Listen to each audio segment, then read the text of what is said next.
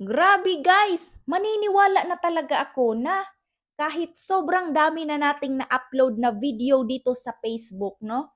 Meron talagang isa na aangat dyan or magbabiral. At yung isa na yun yung magpupuno, oo, doon sa 60,000 minutes of views natin na para ma-monetize tayo dito sa in-stream ads, no? So, hindi ko lang siya na screenshot nung nakaraang araw. But 10,000 po 'yan. Oo, 10,000 pa po 'yan. Pero ngayon, bigla siyang naging 16,000. And tuloy-tuloy pa 'yan.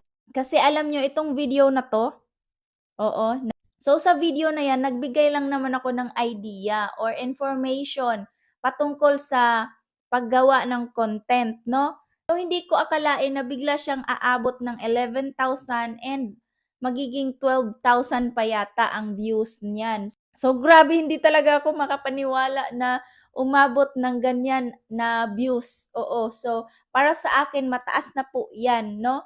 Kasi first time kong makagawa ng long form video or content na katulad niyan at wala pa naman sana akong balak na i-post 'yan kasi baka pagtawanan lang ako ng mga tao, no? Pero grabe, ang daming nag-comment, ang daming nag-likes, no?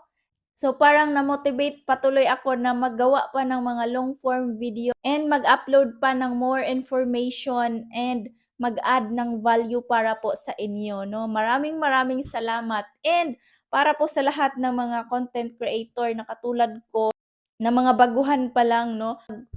Magpatuloy lang tayong mag-upload ng videos. Kasi darating talaga ang araw na merong isa sa ating mga videos, lalo na kung useful yun sa iyong mga audience, no?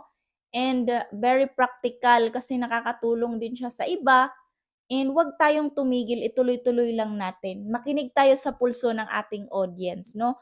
So since meron na nga tayong long form video na umabot ng 11,000 views, kailangan na nating ituloy-tuloy ito at hindi na natin pwedeng i-stop, no? Kasi diyan tayo nakakakuha ng loyal followers nga and engaging din siya sa ating audience, no?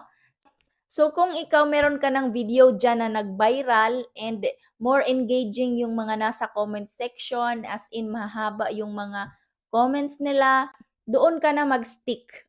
Wag mo nang ibahin ang iyong content. Ituloy-tuloy mo na kung ano yung ginawa mo doon sa content na yon, kung nagpapatawa ka or kung nagluluto ka or kung nagbibigay ka ng mga ideas sa iyong mga audience. So ang ibig kong sabihin, wag mo nang i-stop. Oo, ituloy-tuloy mo na yun. Kasi yun na yung magiging brand mo. Oo. So yun na yung magiging permanent address mo dito sa iyong pagiging content creator, no?